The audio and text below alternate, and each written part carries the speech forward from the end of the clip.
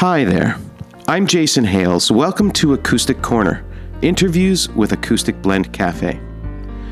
We are here at the picturesque setting of the Acoustic Room, one of the sponsors for Acoustic Blend Cafe. Aside from drawing attention to local talent that is already trying to make a name for themselves, Acoustic Blend Cafe also encourages drawing attention to students of the area who have pushed themselves to achieve high standards.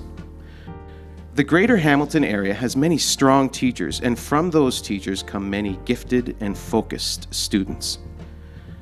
The two people with me today are examples of hard work, dedication, and where you can get to if you apply yourself. They have both been recognized as top-level performers, and both are still pursuing their dreams and aspirations. To find out more of their background and who they are, I welcome Victoria Ansell-Guvin and Avery Williams to Acoustic Corner. Welcome to you both. Thank you. You both have been performing since you were young. For this concert, there will be several different students performing on various instruments. What are your primary instruments, and what drew you to the performing arts? So my primary instrument is voice, singing. And I think what drew me to it was when I was 6 years old, I had a major inspiration, which was Spice Girls, and I would always sing in front of my TV. So my mom ended up enrolling me in voice lessons, and it just kind of grew from there. Yeah. Well, my major instrument is also singing, Right. And what drew me to it, as long as I could remember, I always sung around the house, always. When I was mad, I'd sing. When I was happy, I'd sing. Like, everything was with singing, and so it was kind of like a coping mechanism for everything that I did. And so what better way to bring it into light and make it, something that I can do every day. So it's something naturally innate in both of you, right? Yes. Yeah. Yes. You both studied, you studied here in Hamilton and in Burlington. Where did you study, and with whom? So I studied with a voice teacher named Susan Gudgeon, who has been like my second mother growing up. And she would teach out of her house, and I remember ever since I was 7 years old, I was the youngest student she had taken on, and she usually doesn't take kids that young. So, she's been my mentor through it all, and even though I don't take voice lessons anymore, I still keep in touch with her as much as I can, because she's just always been there for me. Right. Well, I studied in Hamilton with Josephine Buendo when I was very, very young, and she would come over to my house and she would teach me, and I would also go over to her studios. Wherever she would go, I would go. But I'm not with her anymore. I don't take singing lessons from her. But now being in school, one of my nice vocal teachers is Tom Oliver at Sheridan College. So I'm with him at school and at his house also in Hamilton. So he's amazing. They're both amazing. And they both share so much wisdom and so much passion that I love to have. And they instill that in me. So, Right. Yeah, for sure. So both teachers were more private and not associated with any kind of institution. So you would Yes. go to their house, right? Yeah. Yes. Yeah. Yeah. Avery, in February of 2015, you received a John C. Holland Youth Achievement Award. This year, you are nominated for the YWCA Women of Distinction Award. The Hamilton Spectator said you are described as one of the most naturally talented student singer and performers in Hamilton. You've received some notable success performing for the Pan Am Games, the grand opening of the McMaster Children's Hospital's Ron Joyce Children's Health Center, that's a mouthful, and the Hamilton's Women of Distinction Gala, all while having some challenges to overcome. What were those challenges, and can you tell us a bit about them? Okay. Well, I was born with a rare childhood cancer in my eyes called retinoblastoma. And because of it, I have lost one eye, so I'm completely blind in this one. It's an artificial glass eye, so there's really nothing there.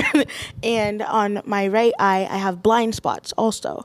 And due to the chemotherapy and all of the drugs when I was younger, it caused hearing loss. So I wear two hearing aids also. So I'm considered half blind and half deaf. So, Okay, wow. yeah. At a young age, I realized that I couldn't do as much as all of my other peers could do. But what I could do, I tried to do them to the best of my abilities. And it just so happens that it was performing arts that got me through everything. And it was my coping mechanism. And yeah, I just love to perform. And I really, really love to inspire young women who happen to be, you know, a little different than the norm, Right, that yeah. that are going through some physical things or disabilities in general, that they can, you know, achieve, and they can do whatever they put their minds to. You know, it may take 10 times longer to, you know, at least get half as far, but you know, it's worth trying. Exactly. And it is fun along the way. It really is.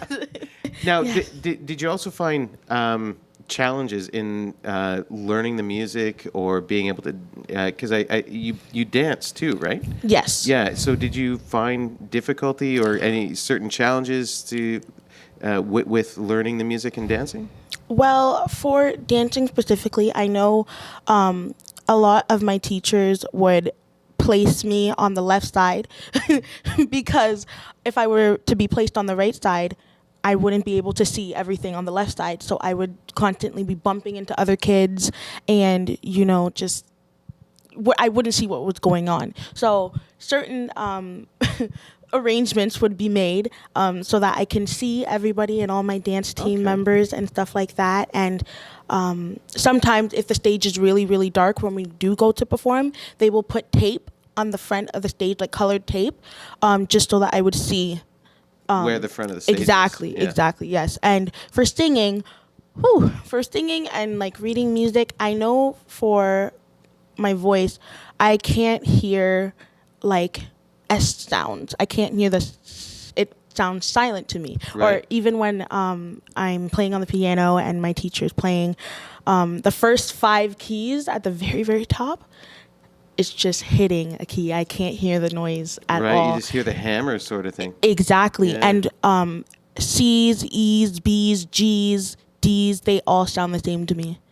All of them sound the same to Wow, me. that's very difficult if you're singing. Exactly, especially with my singing, especially with the S's. I So have kind you had of to work with like speech people in order to hear those different sounds, or for sure that is definitely going to be something that I will be doing in the future, because I have to because for people to understand me. But some people say, you know, you could make music and that could be your sound, you know. Yeah. It could be your own thing. You could turn it into your own sort of brand-ish. But I kind of just want to learn to, you know, sing correctly, and I'm working on it every day to try to make sure that other people can understand me, because if I can't hear it, I think I'm sounding normally, so I Right. will go on and sing this and sing that, but people will say, Avery, you sound like you're slurring your words. And I Right. said, no, I'm not. But they're just like, you are. And I'm like, oh, okay. wonderful story. Holy cow! You must be a huge inspiration to so many people. Oh, thank you. Victoria, you've also had some notable success with your singing and dancing. What were they? As I said before, I got into Etobicoke School of the Arts for music theater. And in grade 11, I was accepted into the jazz choir, which majority of the students audition for, and only 3 sopranos, 3 altos, 3 basses, and 3 tenors get in from the whole program. So I got the honor to be one of the sopranos for grade 11, and it was one of the best experiences of my life. It brought out a passion for jazz that I had no idea existed. And I think what makes it so great is that I got the opportunity to just kind of do whatever the heck I wanted to do instead of having to worry about what was written on a piece of paper. Right. And then in grade 12, I re-auditioned for a jam again, but instead of being accepted in a jam, I got accepted into Splash, which is sort of like our Glee group, but I don't want to call it a Glee group because I just have this thing with Glee. Yeah, unfortunately, as a girl at the school, you were not allowed to be in two groups at the same time. So it kind of turned into this wrestling match over, was Victoria going to be in jam? Is Victoria going to be in Splash? I don't know. Who gets her? Anyway, so I ended up going into Splash. But then there was a turning point where my dance career kind of got in the way. I had one of my last dance competitions for my tap dancing was to see if I would get to do my solo at Worlds. Right. And unfortunately, that interfered with one of the most important rehearsals of Splash rehearsal that year. So I had to drop out. So I ended up... dropped out of Splash. I dropped out of Splash, right. Which was fine with me. I honestly didn't... I'd rather had been in jam, so it wasn't a big deal to me. But I ended up going to Worlds the year before I went to Worlds, but it was only for group and small group. But the year that I had dropped out of Splash, I had gotten the opportunity to do my tap solo, and I ended up placing in the top 20 out of 50, I want to say. That's pretty good. Yeah, and I had such an amazing time. The people you meet, the different cultures, it was just phenomenal, and I'd love to do it again. Yeah. You've decided to chase a career in fashion and maybe photography. Why? Well, like I said, I think the reason why I'm chasing this now is because in grade 12, I did audition for the Sheridan Music Theatre program, and unfortunately, I did not get in. And the only program I did get into was photography. And although at the time I was completely heartbroken, I thought, you know what, I don't need a degree to do what I love, so why not open up another door and expand my horizons in something that I'm not as familiar with.